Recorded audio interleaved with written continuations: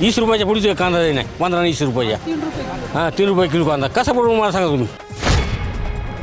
4 ते 5,000 कांदा सोयाबीन 8 ते 9,000 रुपये विकायला पाहिजे तर शेतकऱ्याला परवडतं. असं परवडत नाही समजा. सोयाबीन अगर त्याची पूर्ण वर्षाची आलेली सुगी आमच्या भाषेत सांगायचं झालं ग्रामीण भागेत त्यांना घातली तरी त्याला एक मंगळसूत्र आणि मणी मंगळसूत्र करू शकत नाही अशी शेतकऱ्यावर खूप वाईट परिस्थिती आलेली आहे. सरकारला जर शेतकऱ्याचं असंघटित कामगाराचं हमाल मापाडीचं भलं जर करायचं असं तर शेतकऱ्याला हमी भाव ह्या दोन्हीपैकी कसा देता द्यावा. आणि केंद्रीय अर्थसंकल्पीय अधिवेशनाला 1 फेब्रुवारीला सुरुवात होणार आहे आणि त्या अनुषंगाने वित्तीय मंत्री या बजेटला सादर करणार. एकूण 69 ज्या विभाग आहेत ते विभागाचं या ठिकाणी आता अर्थसंकल्पीय अधिवेशन होणार आहे. तत्पूर्वी या अधिवेशनाच्या माध्यमातून सर्वसामान्य नागरिक शेतकरी आणि व्यापारी या अर्थसंकल्पीय अधिवेशना अनुषंगाने काय विषयावरती त्याच्या मागण्या असणार आहेत कोणते कोणते विषय घेऊन यावरती त्यांच्या अपेक्षा असतील सरकारच्या माध्यमातून आपण त्या सर्व विषयाचा सध्याला आपण आढावा घेणार आहोत. आणि ह्या आढावा घेण्यासाठी आपल्यासोबत बाजारातले नागरिक शेतकरी त्यासोबतच विविध अशा ज्या काही मागण्या असतील त्या आपण बघणार आहोत की कोणत्या पद्धतीने या ठिकाणी ते बोलणार आहेत. काय सांगताय आपण शेतकरी आहात आणि शेतकऱ्यांच्या माध्यमातून तुमच्या काय मागण्या असणार आहेत आता अधिवेशन सांगताय का सोयाबीनला कुठं 2, 2.5 आणि 3,000 रुपये गेली तर बरोबर आहे. कांद्याला कुठं 20 आणि 25 रुपयाच्या पुढे जाणार कांदा 20 रुपयाच्या पुढे कांदा नाही 15 आणि 20 रुपयाच्या 3 रुपये किलो कांदा कसा पडून मला सांगा तुम्ही बरोबर आहे. याच्या पुढे काय करायचं शेतकरी काय आत्महत्या करायची काय करायची 4,000 ते 5,000 बरोबर काय चुक आहे बरोबर ना.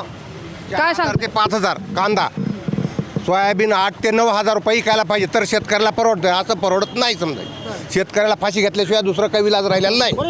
बोला भाऊ. तसं शेतकऱ्याला भाव पाहिजेत 8-9 हजार रुपये क्विंटल पडताळ खात नाही. टमाट्याला भाव नाही. शेतकरी आत्महत्या करायला चौकडच भाव पाहिजे. इथंच नाही जिडीला चौकडच भाव पाहिजेत. सगळी मागणी आहे आमची. शेतकरी खाताचा भाव नाही. खाता 350 रुपयाला पोतं युरियासुद्धा भेटत नाही. खाताला काही 1,500 रुपये झालं क्विंटल. का शेताला पडताळ खायच नाही ना. शेतकऱ्याला पडताळच खायच नाही काही. बाया 500 रुपये हजेरी 300 रुपये 400 रुपये मजुरी मागायलेत. आम्हाला काय उरण नाही. आम्हाला सुद्धा मजुरी काढा तुम्हाला. याजण पैसे उचलावं लागायले लोकांचे तिकीट भरती करावं लागायची सरकारला. काय पडे नाही आम्हाला.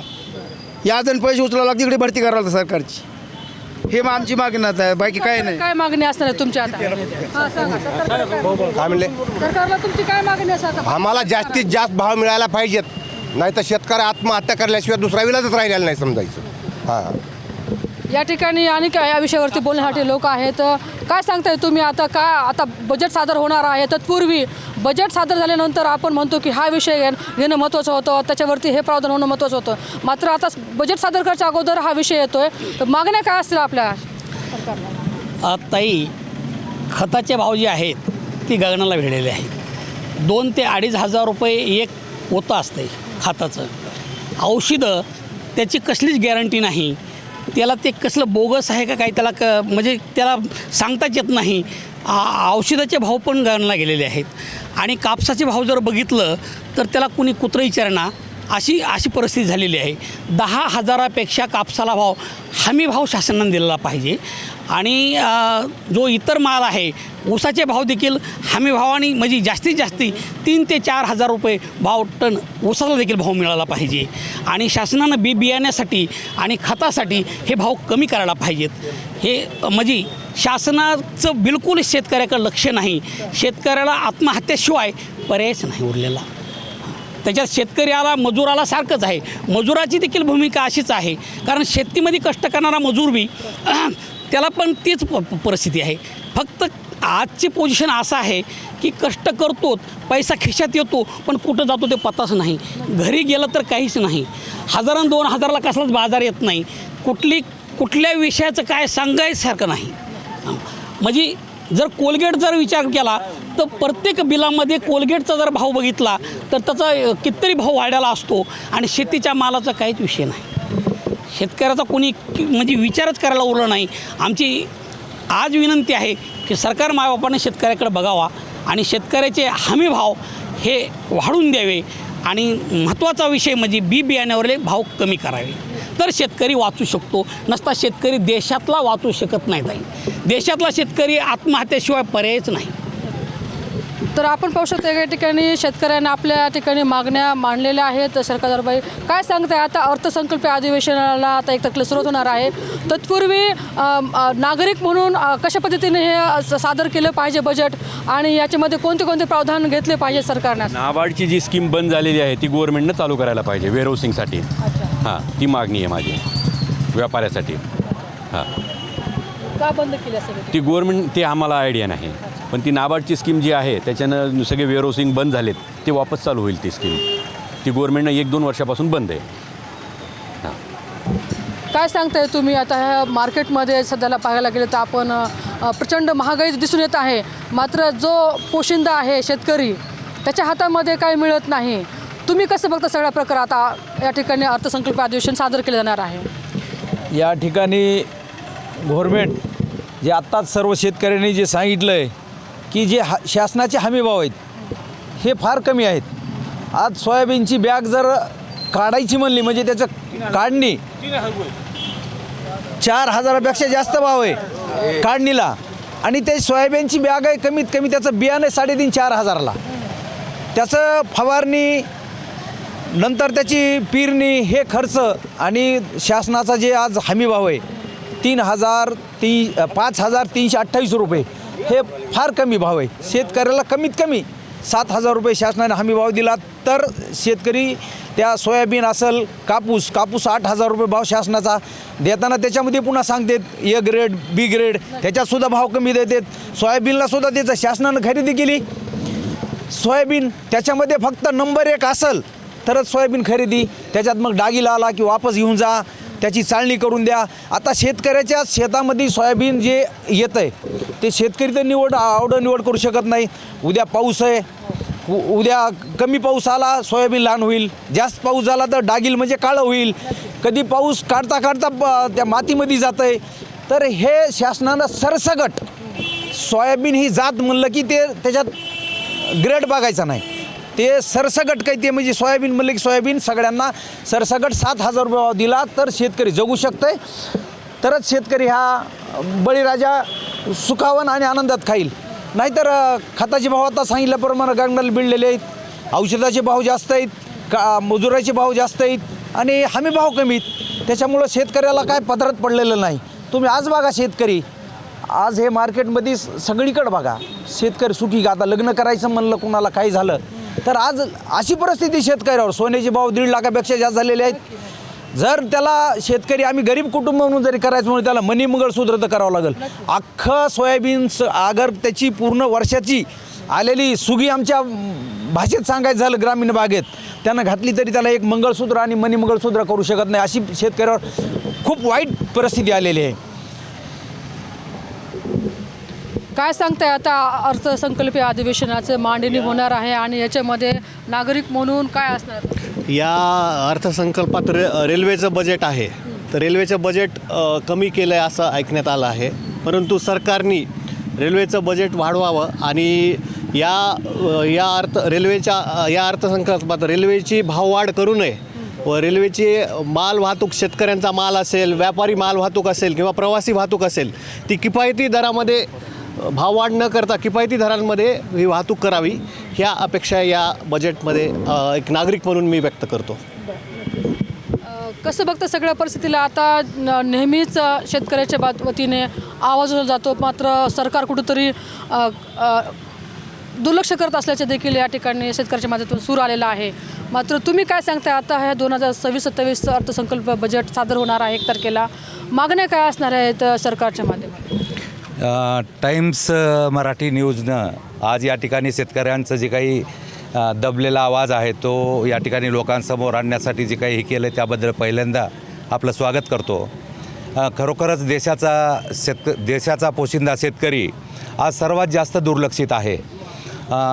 विधानसभेची इलेक्शन असो की लोकसभेची, राजकीय पक्ष गोंडस सगळ्या घोषणा आणि आश्वासन देतात, परंतु जे काही आश्वासन देतात ते सर्व आश्वासनं ते वाऱ्यावर सोडून देतात.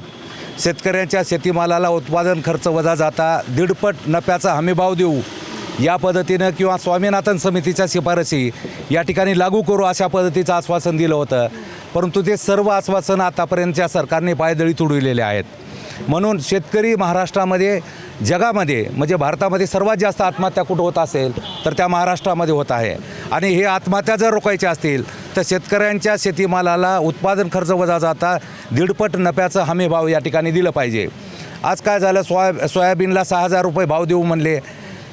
आता या ठिकाणी सभापतीनं सांगितलं 7,000 8,000 रुपये भाव दिलं तर परवडू शकतं आहे. खरोखरच म्हणजे ते देखील भाव परवडत नाही. परंतु शासन या ठिकाणी द्यायला म्हणजे या ठिकाणी नाव काढत नाही. या ठिकाणी सर्व जे काही पिकं शेतकऱ्यांचे येतात ते सरकारी खरेदी किंवा त्याला हमीभाव देण्याचं आणि सरकारी खरेदी केंद्र चालू करण्यात संदर्भात जे काही सरकारच्या हालचाली असायला पाहिजे ते सगळं बंद या ठिकाणी झालेलं आहे. आणि म्हणून शेतकरी असेल, या ठिकाणचा कष्टकरी श्रमिक असेल, शेतकऱ्यांना पेन्शनचा प्रश्न असेल, प्रचंड विषमता या देशामध्ये. एकीकडं 3-3 लाख रुपये पगारी आहेत, दुसरीकडं शेतकरी मात्र अगदी 2,000-3,000 शेतकऱ्यांना 3,000 रुपये पेन्शनचं या ठिकाणी आश्वासन दिलं होतं. परंतु पेन्शनचं या ठिकाणी नाव घेतलं जात नाही. असंघटित क्षेत्रातले जे काही कामगार आहेत, शालेय पोषण कामगार असेल, या ठिकाणी मार्केटचे सर्व जे काही कामगार कर्मचारी असतील, सर्व क्षेत्रातले कामगार कर्मचारी आज प्रचंड समस्या वाचून म्हणजे या ठिकाणी भीषण अडचणीमध्ये सापडलेला आहे. आणि म्हणून सरकारने जे काही इलेक्शनमध्ये जे काही आश्वासन या ठिकाणी शेतकरी कामगारांना संदर्भात दिलेली आहेत, फक्त त्याची त्यांनी अंमलबजावणी करावी. एवढं जरी केलं तरी त्यांनी फार मोठं काम केलं असं या ठिकाणी मी मानतो. काय सांगताय, आता सादर होणाऱ्या अर्थसंकल्पीय अधिवेशन आणि नागरिक या नात्याने आपण प्रत्येक खूप अपेक्षा घेऊन त्या अर्थसंकल्प बजेटाकडे बघत असतो. मात्र प्रत्येक वेळेस बजेट जे दिलेलं आहे, सादर केलेलं असतो ते कसं पद्धतीनं असतं, म्हणजे कधी आशा, कधी निराशा, कधी अपेक्षा असतात, त्या होतात का पूर्ण? आता यावेळेसच्या काय तुमच्या अपेक्षा असणार त्याच्यामध्ये? माझी अपेक्षा बजेटकडून अशी आहे की महाराष्ट्र आणि देशामध्ये जास्तीत जास्त पर्यावरण या विषयावर सरकारने संवेदनशीलता दाखवून पर्यावरणामध्ये जास्तीत जास्त कशा प्रकारे, कारण पर्यावरण आणि शेती हा आता घनिष्ठ संबंध तयार झालेला आहे. महाराष्ट्रासाठी जे पर्यावरण खातं आहे त्या खात्याला खूपच कमी बजेट आहे आणि ते कमी बजेट असल्यामुळं केंद्र शासनाने पर्यावरण या विषयावर लक्ष देऊन पर्यावरण खात्याला जास्तीत जास्त बजेट देऊन ते खाली जिल्हा परिषद पंचायत समितीपर्यंत कसं आणून ती शेतकरी आणि पर्यावरण हा विषय जास्त स्ट्रॉंग केला पाहिजे. जल आणि जमीन आणि जल आणि वायू ह्याच्यावरती जास्तीत जास्त शासनाने लक्ष देऊन नद्यांचं प्रदूषण हे अत्यंत मोठ्या प्रमाणात वाढलेलं आहे. म्हणून हा पर्यावरण विषय गेल्या वेळेस केंद्र शासनाने बजेटमध्ये अत्यल्प तरतूद करून पर्यावरण हा विषय त्यांच्यात संवेदना नाही आहे असं जाणून येत आहे. त्यामुळे माझी बजेटमधून ही अपेक्षा आहे की पर्यावरण हा जागतिक आणि जास्तीत जास्त आपल्या बीड जिल्ह्याचा खूप मोठा विषय, त्या पर्यावरण ह्या विषयावर जास्तीत जास्त बजेट सरकारने लागू करावं. महाराष्ट्र शासन, केंद्र शासन ह्या शासनाच्या माध्यमातून जे आहे ते केंद्राचं अर्थसंकल्पीय अधिवेशनाचा मांडलं जातं. मात्र जेव्हा ही मांडणी केली जात असते तेव्हा सगळंच खरंच विषयाला न्याय दिला जात असतो का? ताई, सर्वात महत्त्वाचं आपल्या देशामध्ये आता 77वा कालच आपण झेंडावंदन केलं आहे आणि 78 वर्ष 71 वर्षे देशाला स्वातंत्र्य मिळून झाले. शेतकऱ्यासाठी शेतीमालाच्या भावासंदर्भात आजपर्यंत कोणत्याही सरकारनं हमी भावासंदर्भात, नुकसान भरपाई देण्यासंदर्भात, खते असेल, बिया असेल, कीटकनाशके असेल, औषधी असेल, मजुराचा पगार असेल, हमी भावाच्या संदर्भातला विषय असेल, असा कायदा देशात आजपर्यंत नाही. कारण मला स्वतः खत बेबी आणि कीटकनाशकाच्या संदर्भात बोगस प्रकरण आलं होतं. महाराष्ट्र सरकारकडे मी अपील दाखल केलं. सरकारनं मला 2 वर्ष निकाल दिला नाही. देशाच्या पंतप्रधानाकडे अपील दाखल केलं. मला 11 महिन्यानंतर निकाल दिला. निकृष्ट खत बिबियाणे औषधी असेल तर नुकसान भरपाई देण्याची कायद्यात तरतूद नाही. हा सगळ्यात महत्त्वाचा, कोणत्याही पक्षाचं सरकार असो ते शेतकऱ्यासाठी कर्दन काळ आहे, महत्त्वाचा विषय. आणि मूल्यांकनानुसार जे काही पीक असेल त्या मूल्यांकनानुसार भाव दिला जात नाही. त्याचं उदाहरण सांगतो. एक्सपोर्ट इम्पोर्ट जी पॉलिसी असते फॉरेन करन्सी व्यवहाराची, परकीय चलन, आज आपलं रुपयाचं मूल्य अमेरिकेचा 1 रुपया म्हणलं की आपले 93 रुपये द्यावं लागतात. फॉरेन करन्सी व्यवहार असतो त्याला ह्या आयात निर्यात धोरण आपल्या देशातलं कोणतंही सरकार असो आजतागायत शेतकऱ्याच्या बाजूने ते वापरलेलं नाही. कारण त्यामुळे आपल्या देशामध्ये सोयाबीन तयार झालं की ब्राझीलमधून, अमेरिकेमधून, अन्य देशातून सोयाबीन आपल्याकडं मागवलं जातं. म्हणून आपल्या देशातले पूर्ण शेतीमालाचे भाव पाडले जातात. साखर तयार व्हाली की परदेशातून, कोणती कॉटन तयार झालं की परदेशातून, गहू तयार झाला, तांदूळ तयार झाला की परदेशातून, फ्रूट तयार झाले की परदेशातून. आपल्या देशात फक्त 5 लायसन आहेत अख्ख्या देशामध्ये फॉरेन करन्सी व्यवहाराचे, एक्सपोर्ट इम्पोर्टचे फक्त 5 लायसन आहेत. त्या लायसनधारकांनी त्या व्यापाऱ्याला, फॉरेन करन्सी व्यवहाराच्या व्यापाऱ्याला पकडून टक्केवारी दिली गेली जाते. मग त्यात PM असेल, फॉरेन मिनिस्टर असेल, फायनान्स मिनिस्टर असेल, संबंधित त्या विभागाचा मंत्री असेल, त्याला टक्केवारी दिली जाते. म्हणून शेतकऱ्याला खरा कर्दन काळ हा सरकार आहे, सरकारची पॉलिसी आहे. कारण त्या अनेक समितीवर मी काम केलं म्हणून मला तिची पॉलिसी माहिती आहे. आता हे बिचारे कर्मचारी आहेत मार्केट कमिटीचे, त्या मार्केट कमिटीच्या कोणत्याही महामंडळ असेल, राज्यामधलं असेल की देशामध्ये, त्या कर्मचाऱ्याला पेन्शनची व्यवस्था नाही. ते बिचारे दिवस रात्र मेहनत करून आज ह्या मार्केट कमिटीचं शून्यापासून इश्यू तयार केले आणि ह्यांना दिले जात नाही. आता आम्ही पाठपुरावा करून ह्याच्यापर्यंत, मुख्यमंत्र्यापर्यंत फाईल गेली, देशाच्या PM पर्यंत पण फाईल गेली, मुवमेंट चालू आहे. मग हा अन्याय जर कोण करीत असेल तर शेतकऱ्यासाठी देशातलं राज्य असो की राज्यातलं राज्य असो, हे कर्दन काळ आहे. मूल्यांकनानुसार, त्याच्या खर्चानुसार शेतकऱ्याला मालाच्या उत्पन्नाच्या आधारावर, खर्चाच्या आधारावर भाव दिला जात नाही, हे दुर्दैव आहे. म्हणून शेतकरी जोपर्यंत संघटित होत नाही, व कर्मचारी वर्ग संघटित होत नाही, मजूर वर्ग संघटित होत नाही आणि आपल्या अन्यायाच्या विरोधात जे काय आपल्यावर अन्याय होतं त्याच्यावर लढा उभा करीत नाहीत, तोपर्यंत कोणताही प्रश्न निकाली निघणार नाही. हे सर्वात दुर्दैव आपल्या देशात. बाजार समिती असेल, मार्केटिंगचा विषय असतो, अन्य विविध टॅक्स आहेत, वेगवेगळे टॅक्स लावून शेतकऱ्याची लूट केली जाते वेगवेगळी. मग ह्यासाठी हा कायदा महत्त्वाचा आहे. कायदा जरी तयार झाला त्याची अंमलबजावणी होत नाही. म्हणून शेतकऱ्यासाठी आजपर्यंत देशात कोणत्याही सरकारनं कायदा हा भक्कम केलेला नाही. फक्त एकच की आपल्याकडं एका अधिकाऱ्याने एका कमिशनरने, केंद्रीय कर म्हणणारा कमिशनरने रिपोर्ट दिला होता की त्या मूल्यांकनानुसार तेलंगणा पॅटर्न राबवा. तेही कोणतंही सरकार देशातलं राबवित नाही. म्हणून शेतकऱ्यासाठी संघटित होऊन संघर्ष केला तर त्याचे थोडेबहुत प्रश्न सुटण्यासाठी मार्ग मोकळा होईल. म्हणून ही बजेटमध्ये तरतूद जरी केली तरी त्याची इम्प्लिमेंट होत नाही. का होत नाही तर परदेशातून माल आणला जातो, फळं आणली जातात, भाजीपाला आणला जातो, सगळ्या गोष्टीत एक्सपोर्ट इम्पोर्ट केला जातो आणि ज्याच्याकडे ठराविक लोक आहेत त्याच्याकडे तो व्यवहार होतो. त्याच्यामुळं शेतकऱ्याला इथं संपवायचं आणि बाहेरून माल आणायचा आणि त्याच्याकडून टक्केवारी मिळते. इथून काय मिळणार आहे? हा खरा महत्त्वाचा कर्दन काळ आहे. जोपर्यंत कायदा होत नाही तोपर्यंत शेतकऱ्याला न्याय मिळणार नाही असं माझं स्वतःचं मत आहे. काय सांगताय तुम्ही? आता अर्थसंकल्पीय बजेट सादर होणार आहे, काय महत्त्वाचे मुद्दे घेऊन सरकारनं ते मांडलं पाहिजे असं वाटतं तुम्हाला? खरं बघितलं तर येणाऱ्या आगामी जो अर्थसंकल्प जो मांडला जाणार आहे त्या अर्थसंकल्पामध्ये मी अत्यावश्यक सेवेमध्ये मोडणारी जी फार्मा इंडस्ट्री आहे, ज्या फार्मा इंडस्ट्री आज जवळपास 30% हे भारतातलं प्रोडक्शन हे जागतिक लेवलला आपलं हे सप्लाय केलं जातं आहे.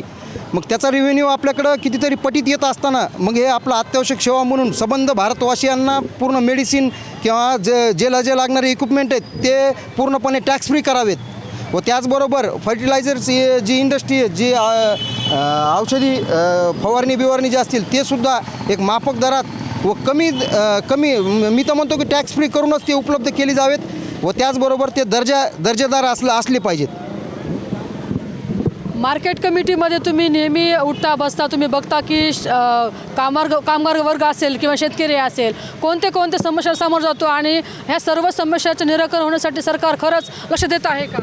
अर्थसंकल्प बजेटमध्ये ह्यावर प्राधान्य व्हायला पाहिजे. अर्थसंकल्पामध्ये जोपर्यंत शेतकरी संघटित होत नाही तोपर्यंत ज्या टायमाला शेतकरी संघटित होईल त्या टायमाला देशामध्ये क्रांती घडेल.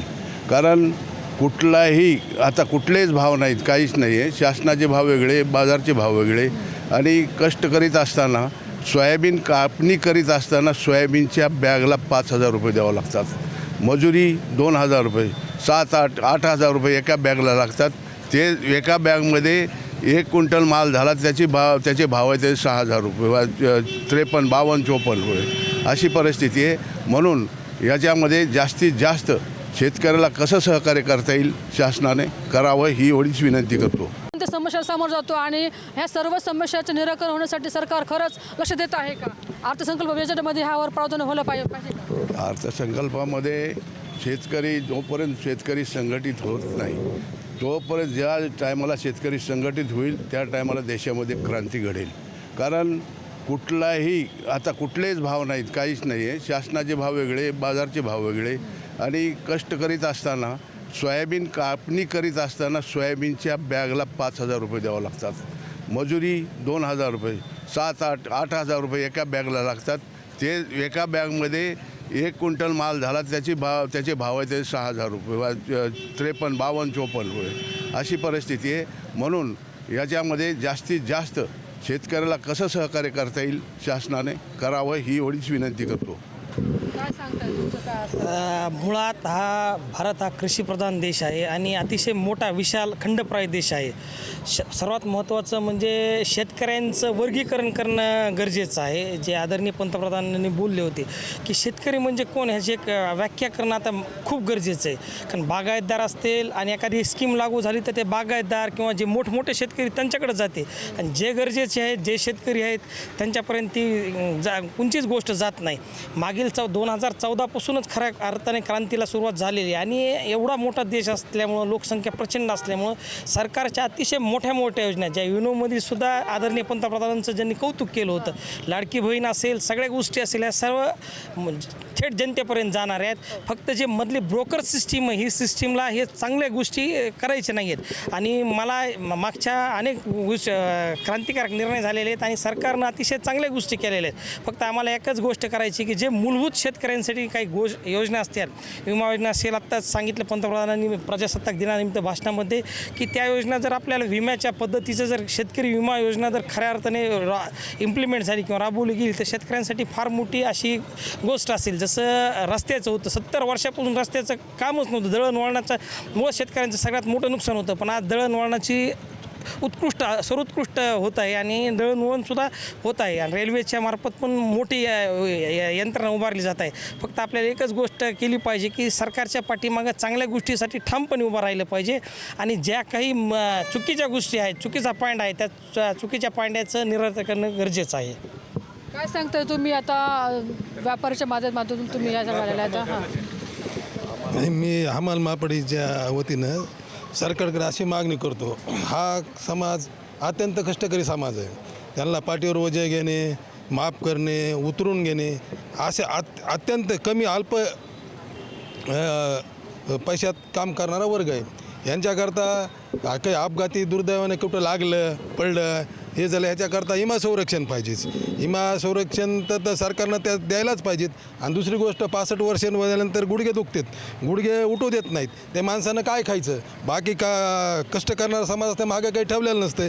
त्याच्याकरता हे आपलं ते हमालांना पेन्शन विमा लागू केला पाहिजेत. या सरकारने वेळोवेळी आमचे नेते बाबा आढाव वेळोवेळी त्यांनी आवाज उठवला. यांचं आत्ताच 1 महिन्यापूर्वी निधन झालं. त्यांची पुळकी फार मोठी होती. ते वेळोवेळी असंघटित कामगारांकरता आवाज उठवत होते. तरी सरकारनं वेळोवेळी करून ह्याच्यातला एकही मुद्दा व्यवस्थित हाताळला नाही, आगार मान्य केला नाही. आतापर्यंत असंघटित कामगारांना त्या बाबा आढाव म्हणायचे हर योजना असू, सरकारी घरकुल असू, ह्याच्यात प्राधान्य द्यायला पाहिजेत. कुठंही सर्वसामान्यांना तर प्राधान्य नसतेच, हमालाचं तर कुठं नावच नसते. ह्याच्याकडे सरकार का लक्ष करत नाही? आणि राहिला विषय हमाल मापाडी तर ह्याचं तर आहेच, पुन्हा त्याला और शेतकऱ्याशिवाय तर हे सगळं काय चालतच नाही. शेतकऱ्याकरता नुसतं सरकार म्हणतं आम्ही अमुक करू तमुक करू. पहिलं नापीड होतं, बाजारात घेत होते, त्याला कम्प्लिटली जेवढी सरकारनं मान्यता दिली तेवढीच हमाल मापाडी दर होता. आता हे सरकार कुठेही घेतं आहे. सरकारचं असं कोणतं धोरण आहे मला सांगा? आज राशनचा माल ह्याचा जर भरायचा म्हणलं अगोदर पैसे भरावे लागतात, पुन्हा उचलायचा. सरकारचं शेतकऱ्याचं कसं तसंच देऊन टाकायचं आणि पैसे वस्तू वाट बघायची. हे असं धोरण नसायला पाहिजेत. एक तर त्याने माफीडतर्फे बाजारात खरेदी करायला पाहिजेत, नाही तर बाहेर जर घ्यायचे अगोदर पैसे द्यायला पाहिजे शेतकऱ्याचे. आणि जे लायसनधारक हमाला असू मापाडे असू त्यांची ते कलेक्टरमार्फत ठरलेली असते किंमत. आता दर वाढून आले, आमच्या सप्पाजी साहेबाला सूर्यनारायण माहितीत ते दर सरकार ठरवून तेच असतात. तिथं तसं नसतंय. जे लायसनधारक आहेत ह्याच माणसाची तिथं हमाल मापाडी असू अगर कुणाची ह्याची नियुक्ती केली पाहिजेत.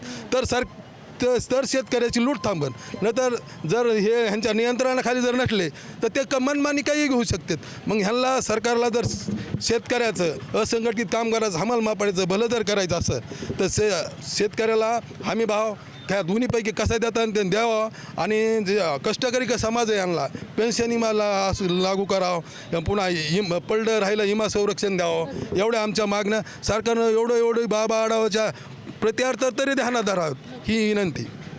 काय सांगताय, आता अर्थसंकल्पीय अधिवेशनाला सुरुवात होणार आहे. 2026-27 अधिवेशन सादर होणार आहे. काय अपेक्षा असतात तुमच्या आहेत या माध्यमातून?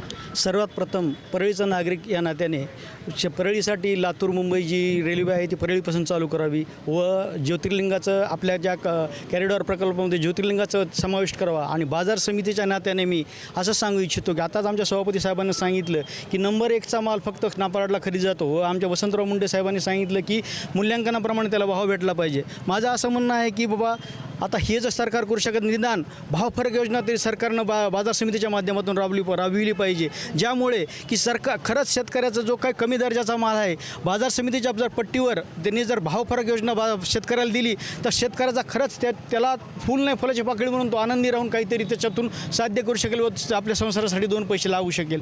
त्यासोबतच शेतकरी हा शेतकऱ्यासाठी राबवणारी बाजार समिती सगळ्यात एक विश्वासार्ह अशी संस्था आहे. त्या पाठीशी सरकार केंद्र शासनासाठी राज्य शासनाने खंबीरपणे उभं राहिलं पाहिजे. ही जर संस्था मोडीत निघाली तर शेतकऱ्याला सगळ्यात मोठा विश्वासघात म्हणजे बाजार समिती मोडीत आली तर होऊ शकेल. बाजार समितीचा कर्मचाऱ्याच्या पाठीसुद्धा सरकारनं ठामपणे उभं राहिलं पाहिजे. आत्ताच जुन्या मराठवाड्यातील जे काही पेन्शन कर्मचारी आहेत जे की त्यांना आत्ताच पेन्शन शासनाप्रमाणे देण्यासाठी कबूल केलं आहे. आत्ता आमच्यासोबत पेन्शन हे रिटायर कर्मचारी आहेत त्यांनाही योजना त्यांनी लागू करायचं कबूल केलं आहे. अशाच सगळ्या कर्मचाऱ्याच्या पाठीचं राहिलं तर बाजार समितीसुद्धा खंबीर होऊ शकेल आणि शेतकऱ्यालासुद्धा चांगला न्याय मिळू शकेल असं मला वाटतं. नक्कीच अशा पद्धतीने या ठिकाणी अर्थसंकल्पीय अधिवेशनामध्ये हे मुद्दे येणं क्रमप्राप्त असं तुमचं म्हणणं आहे. तुमचं काय म्हणणं आहे की कशा पद्धतीनं ह्याच्यामध्ये प्रावधान झालं पाहिजे? आमचं म्हणणं असं की बाजार समितीच्या कर्मचाऱ्यांना जे सेवानिवृत्त बाजार समिती सेवा केली त्या कर्मचाऱ्यांना सेवानिवृत्त कर्मचाऱ्यांना शासकीय दराप्रमाणे आत्तापर्यंत पेन्शन मिळत नाही. नाममात्र अंशदानापोटी रक्कम मिळते नाममात्र.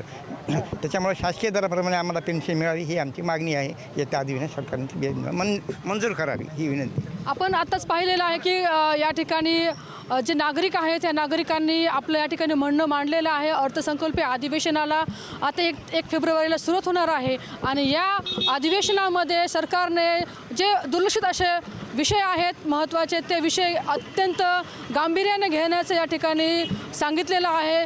सगळ्यात दुर्लक्षित घटक म्हटलं तर शेतकरी वर्ग असं देखील या ठिकाणी शेतकऱ्यांनी नागरिकांनी म्हटलेलं आहे. भारत देश हा आपला कृषीप्रधान देश आहे आणि देशाचा पोशिंदा हा शेतकरी असतो आणि शेतकऱ्यांच्याच प्रश्नाला वाचा फोडण्यासाठी वारंवार आंदोलन करावं लागत आहेत. मात्र सरकार या सर्व गोष्टीकडे जे आहे ते दुर्लक्ष करत असून इतर मोठ्या गोष्टीकडे सरकारचं लक्ष असल्याचं देखील या ठिकाणी नागरिकांनी म्हटलेलं आहे. मूलभूत सुविधाचा अभाव आता कुठेतरी खुंट झालेला आहे, तो बाजूला गेलेला आहे. मात्र देश हा मेकिंग इंडियाकडे जात आहे. डिजिटल इंडिया म्हणून देखील भारत आता रिप्रेझेंट होत आहे. मात्र आज देखील जे शेतकऱ्यांचे प्रश्न आहेत ते कुठेतरी दूर आहेत आणि म्हणून या अर्थसंकल्पीय अधिवेशनामध्ये सरकारने प्रामुख्याने शेतकऱ्यांच्या मुद्द्याकडे गांभीर्याने लक्ष देण्याचे देखील या ठिकाणी नागरिकांच्या वतीने सांगण्यात आलेलं आहे. आता यावरती सर्व केंद्रातील जे अर्थसंकल्पीय अधिवेशन सादर करणारे जे आपले मंत्री आहेत आणि ते मंत्री आता कसं घेणार आणि यावरती केंद्रामध्ये कशा पद्धतीने निर्णय घेतला जाणार आता हे देखील पाहणं तितकंच महत्त्वाचं असणार आहे.